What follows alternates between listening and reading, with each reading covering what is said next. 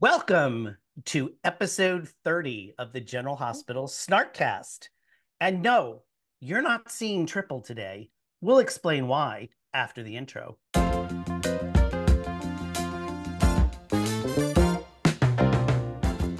Happy Friday! Happy Good Friday. Although, isn't every Friday good? It is. I guess it depends on your job. Anyway, Snark Jr. here with Mama Snark and a very, very special guest, our own, if you remember, veterans of the page, Sister Snark Amanda is with us today. Hi guys! I miss your faces. I miss your faces. We miss your faces and we miss your wit. Yeah. I'll be back. I'll be back. I was reading, when I do the From the Snarchives feature, I feel like we should start trademarking everything. But when I do the From the Snarchives, I often run into an Amanda Snark and I'm cracking up, but I'm like, oh my God, it's too damn long. Yeah. You wrote books. Yeah. Well, that's when I still had energy and I was like, but now it's like, folks, if you think I analyze stuff on General Hospital, read a snark from Amanda. She's like going to the psychiatrist. I don't get out much. Well, we've been doing this for 12 years now. And in the course of that 12 years, all three of us have had major life things happen. And Amanda's still in recovery from her big life thing, although she's doing great. And we're so happy to have you because we love you. You are so stinking funny. My husband passed away. I'm not in recovery. My husband passed away. So that's what she means by that, everybody. Oh, yeah. No, Amanda's not an addict, as far as I know. And if she were, we would love and support her. And recovery from life. Correct. If you started to see her hanging around with Curtis and Alexis at General Hospital, I'd be a little suspicious. But yes, she's not in recovery. And actually, we have Amanda to thank for keeping the page going. To give a little back history here, around 2017, Mama and I were going through some life changes. And we were just one day, Mama sent me a text, said, should we just get, and I'm like, I'm not feeling, Amanda's like, I'll keep it going. It broke my heart. It broke my heart to think of this page that I started visiting.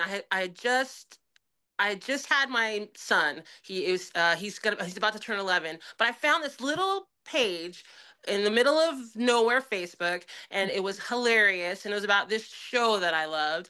And this lady, Mama Snark, was giving it saved my life at that time. And so to think of it as just kind of dying, I thought, no, we're going to do this. So, well, she kept us going. And then when she had to take a break, I was sort of refreshed and ready. And then I took it back and then kept it going. So Mama came back. So now we're all, two of us are back.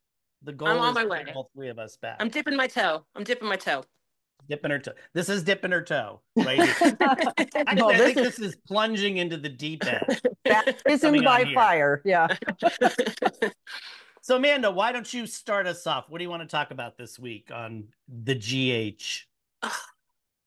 Well, I mean, like I said the other day, and we all disagreed, but I'm not feeling it right now. I'm just not. I don't know what it is. And you guys said you're liking the pace, and I'm just like when Mama Snark asked me, about coming on the podcast, I'm like, okay, I'm really gonna have to catch up and go back. And so I was watching some this morning, and I'm like, I don't know, man. I don't care about Sidwell or Marcos or the McCookie Esplanade or whatever that is. I don't know. I don't care. I don't care about the referendum vote. I do have a little soft spot for Mr. Boyle, Councilman Boyle. I think he's kind of the most interesting thing about that part of it all. But I don't know. I'm just like Councilman Cutie Boyle. Is that do people think he's cute? He's Daniel Cosgrove, and he's been on many soaps for many years. But does he always play that character? No, for most of his career, he's played a good character until he popped up on Days of Our Lives back about 2010, 2011, and then he played his first bad character. I think he's terrific in the role. Yeah. Well, we wouldn't have this reaction to him if he weren't, right? Yeah. And he's realistic. It's not over the top. I mean, I loved my favorite moment of, and we'll probably talk about that whole press conference, because I loved it. It actually seemed realistic. There was actually a crowd there. Yeah. There were actually reporters and a crowd there.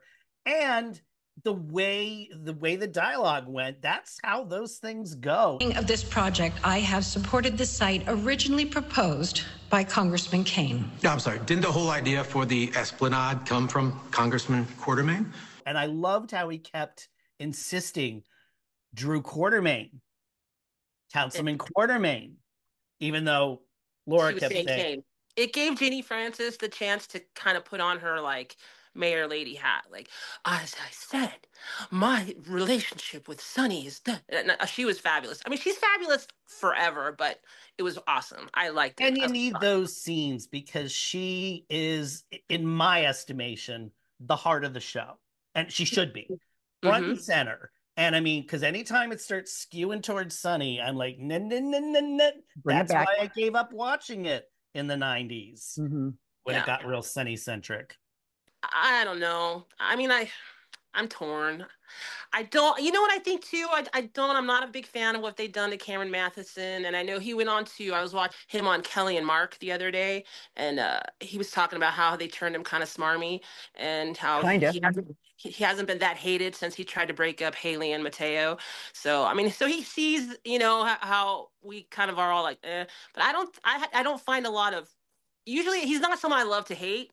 I was not loving wimpy goody boy Two Shoes Drew, because that's not who he is either. I mean, let's face it, once we lost Billy Miller, we lost the character as to who he is and who he's supposed to be. And I think making him smarmy is the only thing that's made him interesting lately, frankly. It's the only thing that's worked. And I mean, if you all remember, we were all praising Cameron Matheson when he first came on, and he was all, you know, gritty, and he had the beard and getting out of that prison. And I thought, oh, all right, he's going to make this work. This is the last place you'll ever see Drew Kane.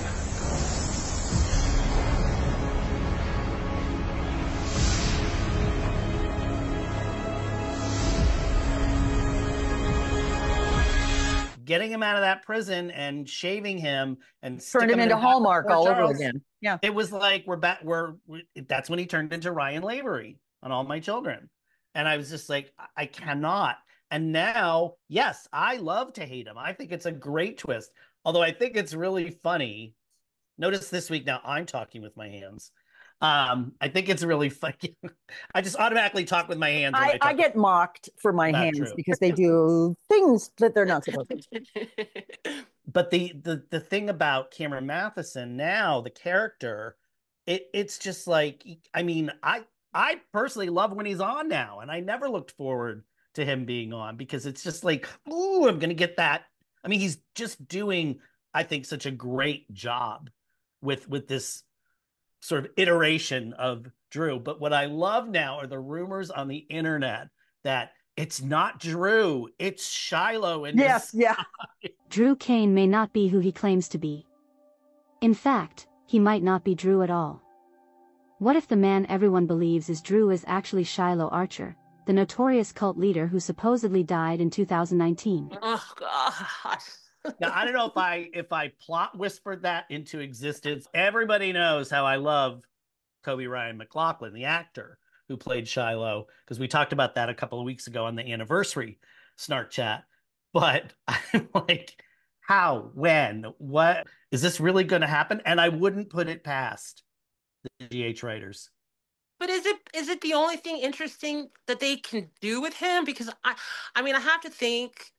Billy Miller is one of my all-time favorites, and oh my gosh, what a loss that was to every community. But would they be doing this if he was in the role still? Would they be like, okay, let's put up the referendum vote for the McCookie escapade or whatever that is? He could pull that off. I think he could pull that off.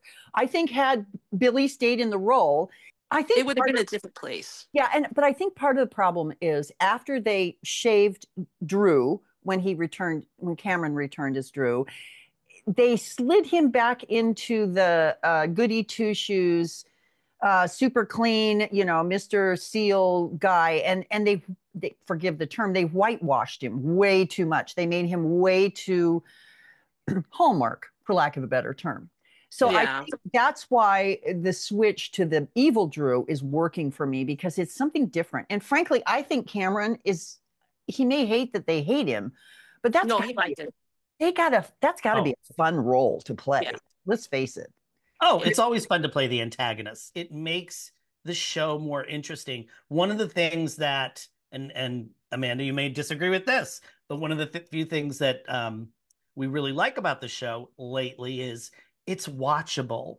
It's moving. I feel like they're actual plots and they're actually going to go somewhere, where I didn't feel that for most of, the last several years, but especially last year, especially when they were all switching their professions. Yeah, well, the writers, like the writers their antidepressants had to kick in for about 6 weeks before we got some normalness and everything. But think about how things are moving. I mean, Lulu's figured it out, right? She had the epiphany the other day that Gio, that might be born in California, about the right age. She put 2 and 2 together pretty quick. My mom was in California playing in a concert when she went into labor. That's why I was born in Los Angeles. That story, although it's been drawn out way longer than I would have liked, we are seeing movement. So it may. I talk about a pet peeve of mine. A lot of people usually notice these kind of things, but it's like all of a sudden, in the middle of the day sometime, Chase got a haircut. Oh, I know. And I wish they would acknowledge those things on soaps. Like, oh, I was talking to your mom, Brooklyn, and afterwards I ran out to get a haircut to be ready for the party. And that's all they would have taken, and I would have been.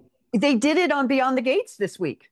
Did they? Katie McLean, whom we love, plays Danny Dupree's best friend, and she's a recurring, so she's not on all the time. So she showed up, and Danny's first thing was, "Oh, you got bangs." And I thought, thank you. That's exactly what someone would say to their best friend.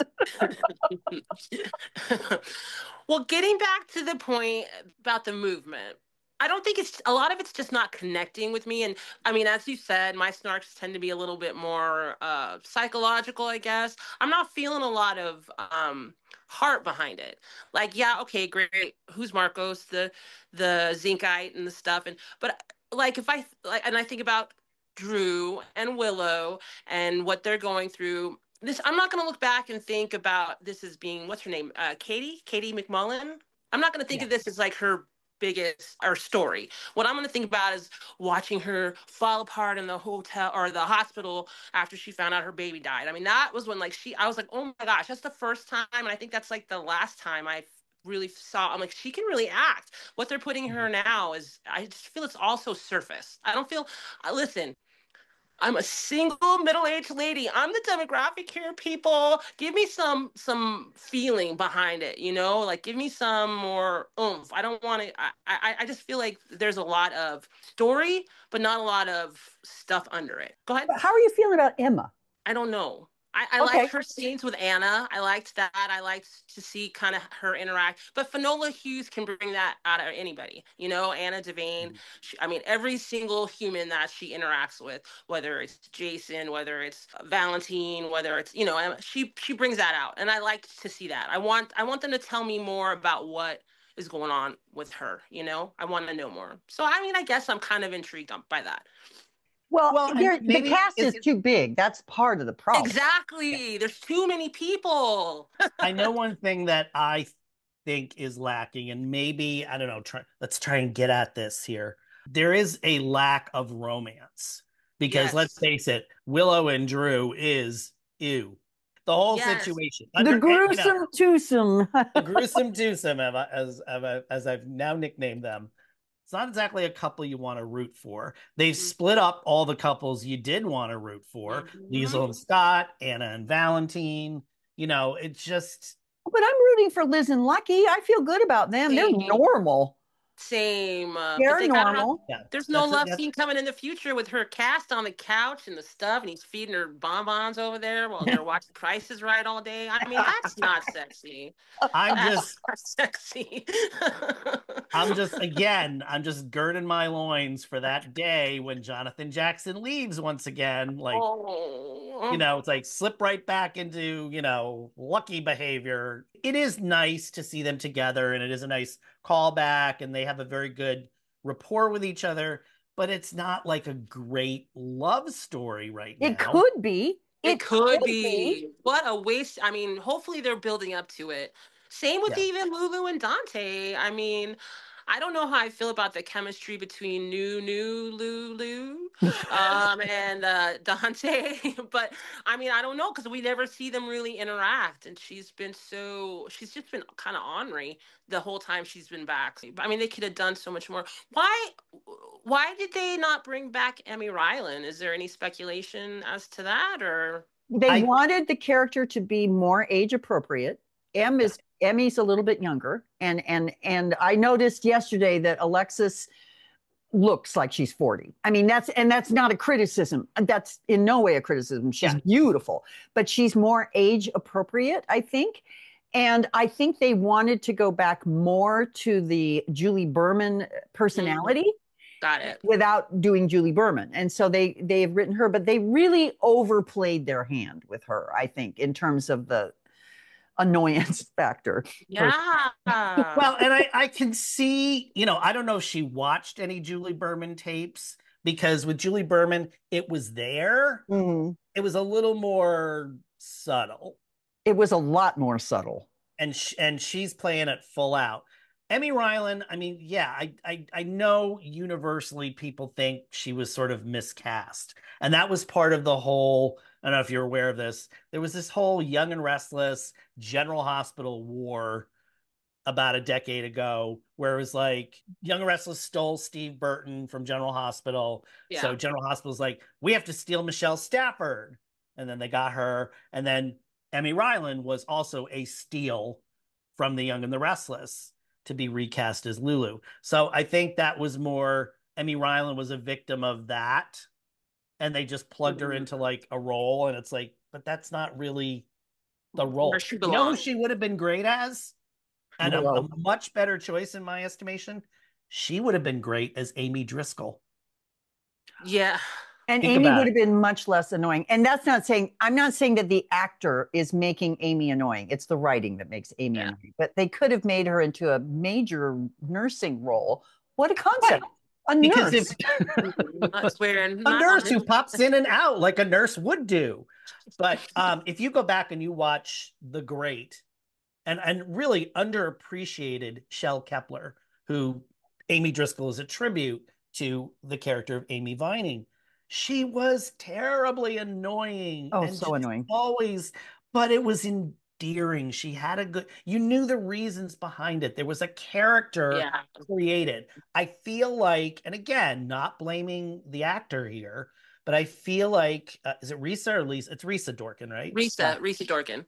I feel like they handed her this role, but they never explained what the character was or is supposed to be. It's always been very underwritten. Even when she was in the spotlight with the whole Man Landers. Well, oh God, that was horrible. It was horrible, so but one note. We knew Amy Vining was woven into the canvas so much more than Risa. She was Laura's adopted sister. Yeah, and so she fit more, and we had more tolerance for the shenanigans because we knew her. Whereas this Amy just bops in and is annoying and bops out. We don't see her being anything but annoying. And here's another point, and this was brought up on the page this week because somebody said, why didn't Liz just tell her to get the hell out? She's her boss. Yeah. And I mean, the thing about Amy Vining, if you remember, there were many, many scenes where Amy would overstep or be nosy. And Jessie, the great Emily McLaughlin, would come in and say, now, Amy, we don't do that here. Mm-hmm. She'd be reined in. They don't rein Amy Driscoll in. They think, I truly believe this in the writer's room, they think this is great comedy. Like it's our big comic treating it. Yeah, and they're treating it as it was a 1 day joke. Yeah. Well, 2 days because she spilled over into the next day. But it was a 2 day joke of, oh my God, she's driving us crazy. We got to get her out of here. How are we going to do this? Oh, help, Lucas. They need to figure out how to write if they're gonna try to go there, like the scene with Cody and Molly where he rides up on the horse, and I mean it just felt so awkward and forced. First of all, they have no chemistry together at all. Like I don't see them. Well, they're even... trying to do the opposites attract thing, but here's the deal. And I said this on the page this morning. We have experienced a year and a half of Molly angst. It has been Molly, 3 toes in the psycho ward, right? She's had horrible things happen to her. And now we're supposed to think of her as a comedic character? Yeah. Well, yeah. No. What is this? And she wouldn't have a better AAA? I mean, come on now. Like, good. And he just rolls up on his horse. I'm like, there had to be a better way for this. There had to be. And also, can I just say, the boulder set with the fake trees and this giant horse on this thing, it's like, oh my God. Well, howdy, ma'am. Anything I can do for you? Anyway. It's amazing how Rocky Mountain, this small city in Western New York, is.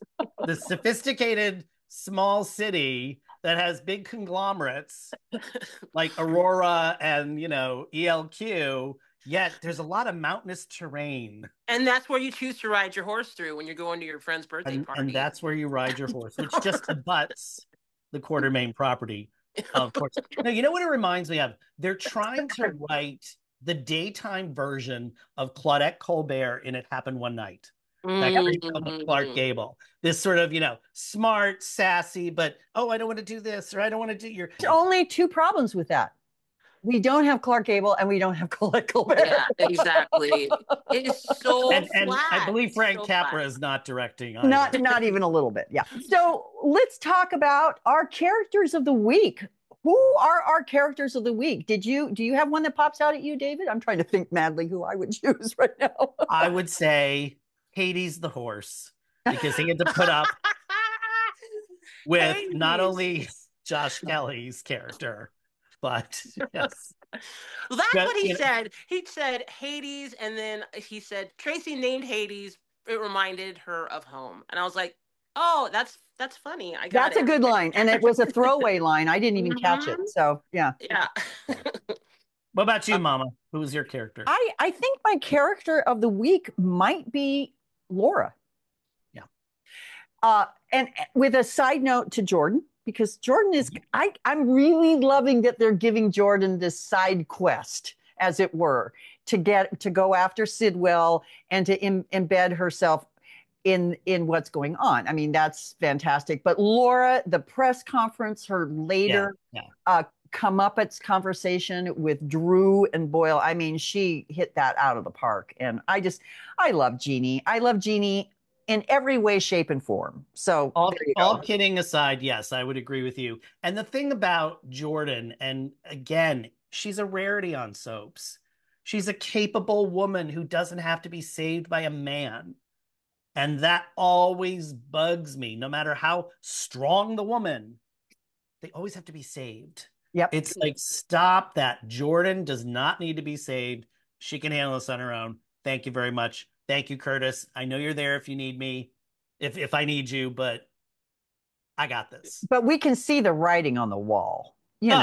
She's going to get herself embroiled with Sidwell. Sidwell's going to kidnap her, and Isaiah will borrow Hades, the horse, and run to her rescue. Well, I hope not. But Amanda, what about you? Do you got a character of the week? I'm gonna just go left field and say my little Boyle baby. I think that he's really the only thing that kind of this is when that press conference scene, seeing his pace, the way he kept up with Jeannie Francis, he set the tone. He's someone that I love to hate. So I'm gonna go with Councilman Boyle. Excellent. Good choice. Do you have any soap recommendations this week, David? I do. It's the oldest soap trope in the book. Ooh. Pedro Almodovar is one of my favorite directors, and I recommend any movie he's done because he knows how to plot. He writes interesting characters, and very interestingly, for a Spanish male director, he knows how to write women.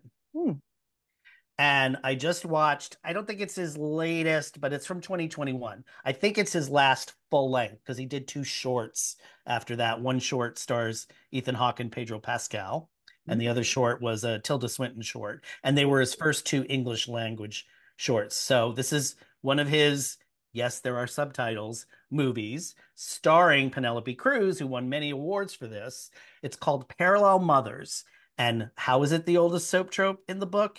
It's a baby switch storyline, but it's done so well and so realistically. My heart was breaking for Penelope Cruz. It was just, it's like, this is how real people react. But even with all this drama going on, Almodovar is a real talent for writing smart, interesting, funny, because you can be all 3 characters. So check it out. I'm sure a lot of libraries have it. It's also streaming. You can also buy it. Parallel Mothers, Pedro Almodovar. Soap recommendation of the week. Excellent. Thank you. And I do have a text from Wicked Stepmother. Uh-oh. Okay. I know. So she was talking to me about how long it's taking to have the Monica tribute. You know, as far as we know, Leslie, she's mostly talking about Leslie because she knew Leslie and she wants Leslie to get what her due is. And I explained to her what we've talked about, that the writers are way months ahead of or behind what we're seeing. So what they are writing today, we won't see probably till the end of summer. So they've had to, gear up for doing Leslie correctly. At least we hope they're going to do Leslie's memorial correctly. And that's what I told Wicked Stepmother. And she said, oh, I'm so glad. I wouldn't want Leslie to miss what is her due. She was the queen of GH for a while. So there you go. And it's very reminiscent of what happened last year with actor Bill Hayes from Days of Our Lives. He died early in the year. We had to wait almost an entire year. Now, Days tapes so far in advance, so that also pushed it back. But they did the tribute right. And they didn't just do, and I'm praying they don't do this with Leslie Charleson. I just hope it's not a one day and then the next day everybody's back to work. Yeah. Do a week. That's what Days did. Do well, a whole, and then talk about her for months. And show clips. Oh, they showed so many clips on Days. Days is just a different animal when it comes to reminiscing. They did John Aniston's funeral. That was great. They did, but show the whole process. On Days, they showed his real life wife, Susan Seaforth Hayes, who plays Julie Olsen, whatever his name was. Anyway, David's brain she went up. She discovered he was dead. They had a whole scene with that. The next day, making the funeral arrangements, people coming into town, just how the word of mouth went, how people found out was interesting. And then it culminated in the funeral. And then after the funeral, later that night, she's at the gravesite, and that kicked off a whole new storyline. It was wonderful. And I want to see Leslie Charleson get that treatment. Sort of like Bobby did. Bobby's did go on a few days. But here's the thing. We've been hearing it so much about Monica. I want this to be a thing, like you said, where it's like a plot of itself. This isn't something that takes a week. It's something people are talking about and coping with and the whole thing for a long time. Because let's face it, we have lost one of the major pillars of General Hospital in the history. And she's still, even though we haven't seen her in a long time, she is still very much in the middle of the stories. Well, here's hoping that's why they're doing what they're doing and saying, keep the kids here because Monica, keeping it in the back of our heads, maybe like a nod or a wink, like we haven't forgotten, something good is coming. I think that's what's happening, yeah. And also, too, because if you've noticed, they've ramped up the Monica references. Yes. And that's always a sign that something's coming. Yeah. Let's hope it's, in the words of Stephen Sondheim, something good. All righty, boys and girls. We are at the end of this incredible podcast with our special guest, Amanda Arnettas. I'm going to sing the Boston song. What's the Boston song? I'm gonna take you in my Amanda. If I had $1 for every time some Everything. drunken guy saying that to me in a bar, I'd have like $3. Okay. There you go. $3. We'll be back next week. Don't forget to like, subscribe, follow, tell your friends, tell your enemies. We're here every week. General Hospital Snark Chat. Bye, guys. Signing off.